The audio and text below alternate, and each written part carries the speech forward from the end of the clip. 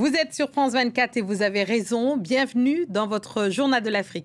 À la une ce soir, le M23 qui a expulsé plus de 300 civils vers le Rwanda, présenté comme des Rwandais illégaux, une opération unilatérale qui soulève l'indignation des humanitaires et qui accentue les tensions entre Kinshasa et Kigali. Nous irons en Afrique du Sud pour la renaissance d'un village historique détruit sous l'apartheid et qu'après 30 ans de lutte, des familles évincées entament enfin la reconstruction sur leurs terres ancestrales. Une victoire historique pour la mémoire et la dignité. Reportage à suivre dans ce journal. Et enfin, exclusion controversée de Tidiane Thiam et les fractures au sein de son parti, le PDCI. Incertitude autour de la candidature d'Alassane Ouattara, la présidentielle d'octobre prochain en Côte d'Ivoire, suscite inquiétude et spéculation. C'est l'objet de notre focus de ce soir. Et pour décrypter les enjeux, Geoffroy Kwao, politologue et essayiste. Plus de 300 civils expulsés de Goma en RDC vers le Rwanda. Le M23 qui a pris la ville il y a quelques mois affirme que ces personnes sont des Rwandais en situation irrégulière. La plupart vivaient à Karanga, fief des FDLR, opposé au régime rebelle. Nicolas Chamontin. Sous le soleil de Goma, hommes, femmes et enfants attendent. Avant de monter dans des bus, ces quelques 360 civils passent les contrôles des employés des Nations Unies, direction Rubavu, dans l'ouest du Rwanda voisin. Nous allons faire tout pour les réintégrer dans la société, pour qu'ils jouissent ils ont les mêmes responsabilités, les mêmes droits que les autres Rwandais. Derrière cette expulsion, le M23, qui a ravi Goma à l'armée congolaise en janvier dernier, le groupe rebelle présente ces personnes comme des ressortissants rwandais présents clandestinement sur le territoire de la RDC. D'autres pourraient suivre, à en croire le maire de Rubavu. Aujourd'hui, nous recevons 360 personnes, mais nous avons l'information qu'à Goma, dans le centre de HCR, il y a plus de 2000 Rwandais qui se préparent pour retourner chez eux. La majorité de ces familles sont originaires de Karenga, une ville considérée comme un fief des forces démocratiques de libération du Rwanda, un groupe fondé par d'anciens responsables du génocide des Tutsis en 1994. Le M23, soutenu par Kigali, a entre autres motivé son offensive dans l'est de la RDC par la nécessité de le neutraliser. Le 25 avril, la RDC et le Rwanda ont signé une déclaration de principe en vue d'un accord de paix sous l'égide des États-Unis. Cette semaine, Washington a transmis un texte plus détaillé aux deux pays, mais rien n'est encore joué à ce stade. Une page historique à présent, le village de Protea, qui avait été détruit sous l'apartheid, va renaître. Les descendants de ceux qui ont été évincés sous l'apartheid ont eu gain de cause. La loi de restitution foncière a permis de redistribuer 4 millions d'hectares aux communautés spoliées sous l'apartheid. Suivez ce reportage signé Tom Canetti, Caroline Dumais et Stéphane Karsten. Kathleen a 93 ans. Sa famille a été déplacée il y a 60 ans dans ce quartier pauvre de la banlieue du Cap, expulsée parce que le régime ségrégationniste ne voulait pas de communautés de couleur dans les quartiers blancs. Tout le monde a eu le cœur brisé avec cette éviction qu'on nous annonçait alors que j'habitais là-bas. Mais avec le temps, c'est devenu une réalité. Personne n'a eu le choix. On a été expulsés. L'ancien village de Protea où ces familles habitaient s'appelle aujourd'hui Bishop Court, le quartier le plus huppé du Cap. En 1995, les familles expulsées ont déposé une demande de restitution foncière qui a abouti en 2006. Elles se sont vues attribuer 28 hectares. Place désormais à la reconstruction, 86 maisons vont être érigées ici. Kathleen et son fils se battent depuis plus de 30 ans. On se sent tellement plus heureux. La communauté aussi va être réunie, alors que nous étions séparés depuis si longtemps. Pour moi, c'est historique. Je remercie tellement ma mère de s'être battue, mais ça montre aussi que peu importe le nombre d'années de lutte pour récupérer ces terres, la bataille en vaut la peine. Pour ce projet, l'État a dû racheter des terres à certains des résidents actuels dans le cadre d'une loi qui a permis de restituer 4 millions d'hectares aux communautés spoliées. C'est une première en Afrique du Sud. Ça fait 3 ans et demi qu'on est sur ce projet et je ne vois que des choses positives. On a eu du mal parfois, mais on a créé un précédent qui sera sans doute un modèle pour d'autres à venir. Kathleen aura les clés de sa nouvelle maison en 2027. Un mausolée en mémoire de Thomas Sankara a été inauguré, là même où il a été assassiné en 1987 à Ouagadougou. Une cérémonie solennelle marquée par 21 coups de canon et en présence des premiers ministres du Burkina Faso, du Sénégal et du Tchad, conçu par le grand architecte, justement Francis Kéré. Ce lieu rend hommage au père de la révolution burkinabé et à ses 12 compagnons tombés avec lui, un symbole fort d'intégrité et de souveraineté pour un pays qui revendique aujourd'hui plus que jamais son héritage révolutionnaire. Pour la première fois, les 3 chefs de gouvernement entrent dans le monument. Jean-Emmanuel Ouédraogo, Ousmane Sonko et Alamaye Alina se recueillent sur la tombe de Thomas Sankara, une icône dont ils veulent préserver l'héritage. Il faudrait que partout en Afrique, cet effort mémoriel, qui n'a rien à voir avec une quelconque forme de rancœur, mais ce devoir mémoriel se fasse pour que jamais plus l'histoire ne se répète. Et c'est pourquoi je suis très ému d'être là.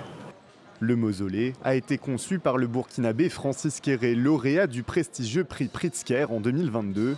Il se dresse à la Maison de l'Entente, le lieu où Thomas Sankara a été assassiné en 1987. Des rues de Ouagadougou ont été baptisées du nom de ses 12 compagnons tués le même jour. Pour les acteurs politiques locaux, l'inauguration du mausolée n'est que le début d'un travail mémoriel plus vaste. Nous l'avons réalisé et aujourd'hui, ce n'est qu'un petit pas parmi les milliers de pas qui sont attendus. C'est une infrastructure, mais derrière elle viendront 14 autres infrastructures d'une envergure significative à la hauteur de l'homme que nous célébrons aujourd'hui. La junte militaire au pouvoir au Burkina Faso se réclame de l'héritage de Sankara. Surnommé le Che Guevara africain, l'icône du panafricanisme a gouverné le pays entre 1983 et 1987, avant d'être tué à 37 ans lors d'un coup d'État fomenté par son numéro 2, Blaise Compaoré. Ce dernier, resté président pendant 27 ans, a été condamné en 2022 à la prison à perpétuité, une peine que Compaoré, qui vit en Côte d'Ivoire, n'a jamais servi. C'est une tragédie dans le football sénégalais. Fadiouf Ndiaye, le capitaine de l'US Ouakam, club de la Ligue 1 sénégalaise, est décédé ce samedi lors d'un match de championnat. Un drame qui a plongé le football sénégalais dans le deuil. Tous les matchs du championnat professionnel local de ce dimanche et de ce lundi ont été reportés. La correspondance à Dakar d'Elimandao. Fadiouf Ndiaye, capitaine de son équipe, a pourtant participé à la première mi-temps du match opposant l'Union sportive de Ouakam à l'Académie Oslo. La deuxième partie de ce match s'est déroulée sans lui. Pendant que ses coéquipiers continuaient la partie, il a piqué un malaise dans les vestiaires, un malaise qui lui aura été fatal. Le match s'est soldé par une victoire 2-0 de l'Union sportive de Ouakam et une victoire au goût amer. Ses coéquipiers étaient inconsolables à la fin de la partie lorsqu'ils ont appris la nouvelle. Un sentiment de tristesse et de deuil partagé par tout l'univers du football et du sport sénégalais. La ministre sénégalaise des Sports, Khady Diène Gaye, a exprimé toute sa tristesse dans un post sur sa page Facebook, au moment où la Ligue sénégalaise de football professionnel a décidé de reporter tous les matchs de la Ligue 1 sénégalaise prévus ce dimanche et ce lundi. Ce drame intervient une quarantaine de jours après un autre drame. Lors d'un match amical, le jeune footballeur de l'Académie Avenir Foot de Dakar, Papi Goudiaby, s'est effondré en plein match. Des drames qui relancent le débat sur l'accompagnement médical des jeunes footballeurs. On passe à présent à notre police focus politique de ce dimanche soir. À 5 mois d'une présidentielle cruciale, la Côte d'Ivoire est à la croisée des chemins. L'opposition peine à s'unir. Tidiane Thiam vient d'être déclaré inéligible. Le pouvoir entretient le flou sur une éventuelle candidature du président Ouattara.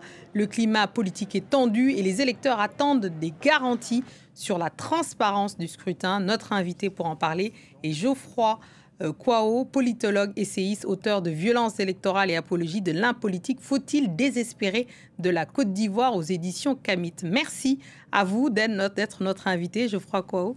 Merci beaucoup d'être avec nous. Et j'aimerais commencer par une question d'actualité brûlante, si vous voulez bien. Tidiane Thiam, qui vient d'être réélu à la tête du PDCI, dont il avait démissionné. Pouvez-vous nous expliquer en quelques mots qu'est-ce qui s'est passé? Vous savez qu'en décembre 2023, M. Thiam avait été élu comme président du PDCI RDA. Et dans la foulée, il a même été désigné comme le candidat du PDCI RDA à la présidentielle de 2025. Entre-temps, une décision judiciaire a été rendue et a demandé sa radiation de la liste électorale pour défaut de nationalité au moment où il s'inscrivait sur cette liste en 2022. Et aujourd'hui, devant la même justice, il y a une affaire pendante demandant sa destitution en tant que président du PDCI-RDA pour le même objet, c'est-à-dire qu'au moment où, d'après les plaignants, M. Thiam était désigné comme le président du PDCI, il n'était pas ivoirien.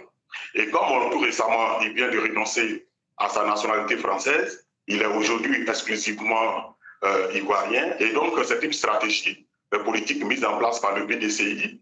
En démissionnant, M. Thiam donne une réponse à cet adversaire, en ce sens que la justice ne peut plus le destituer en tant que président du PDCI-RDA. D'accord, donc en fait, il a aussi remis les compteurs à zéro, si je comprends bien, en faisant cette tactique politique. Mais plus loin que ça, il y a aussi... est-il encore légitime à la tête du PDCI? Alors, il a gagné largement, hein, mais la démission, par exemple, de son ancien bras droit met en lumière des tensions internes profondes au sein du PDCI. Peut-on parler justement d'un parti en crise, tout du moins? Pertinente, quand on sait qu'en 2023, M. Thiam a été élu à 96% et tout dernièrement, il a été élu à 99%. Donc, du strict point de vue légal, il a une légitimité au sein du PDCI. Cependant, il y a des sons discordants. Mme Valérie Abo, d'abord, M. Maurice Djikaoué, un hiérarque du PDCI-RDA qui vient de claquer la porte. Tout cela montre très bien qu'il y a une certaine crise interne au niveau du PDCI-RDA et cela remet en cause la légitimité de M. Tidiane Thiam à diriger ce parti du strict point de vue politique. Parlons du pouvoir à présent, parce que la présidentielle ivoirienne est pleine de surprises. En attendant, Alassane Ouattara laisse planer le doute, en tout cas ses partisans aussi. Après les 3 mandats, peut-il envisager une nouvelle candidature sans mettre en péril tout simplement la stabilité politique du pays? Sur le plan légal, il a le droit de se représenter parce que, selon la décision du Conseil constitutionnel, M.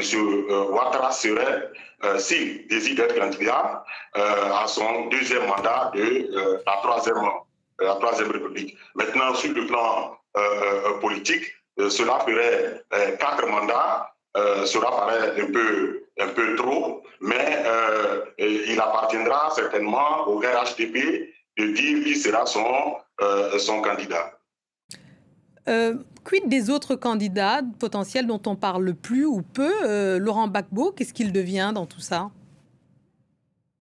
Laurent Gbagbo affirme toujours qu'il est candidat à l'élection présidentielle.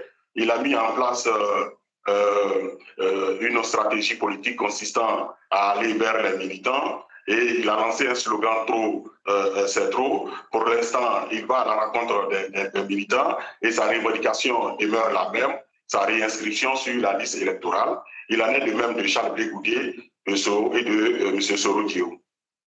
Votre dernier essai, vous dénoncez une apologie de l'impolitique. Qu'est-ce que vous voulez dire par là? Et est-ce que cette présidentielle illustre cette dérive que vous décrivez?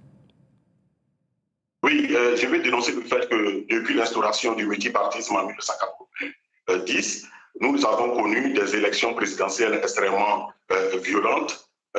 On a connu 30 morts en 1995, 300 morts en 2000. L'élection de 2010 a fait 3000 morts. Celle tout récemment de 2020 a fait 87 morts. Et aujourd'hui, nous sommes dans une crise à l'évidence préélectorale. Donc c'est tout cela que je dénonce parce que la Côte d'Ivoire, certainement, a un problème avec l'élection présidentielle. Mais Geoffroy Kouao, les attentes sociales sont immenses, notamment chez les jeunes. Emploi, éducation, coût de la vie. Peut-on espérer une campagne centrée sur ces enjeux ou seront-ils à nouveau relégués derrière les rivalités de personnes? Oui, malheureusement, les élections en Côte d'Ivoire ne sont pas centrées sur les questions idéologiques. Les idées n'intéressent pas les acteurs politiques, encore moins les populations. Et ici, ce qui intéresse les uns et les autres, ce sont les égos, les personnalités. Et donc, malheureusement, toutes ces questions seront éludées à défaut d'être élucidées. Et enfin, une question de clé. J'ai envie de dire, vous en avez parlé un petit peu, mais il y a la commission électorale.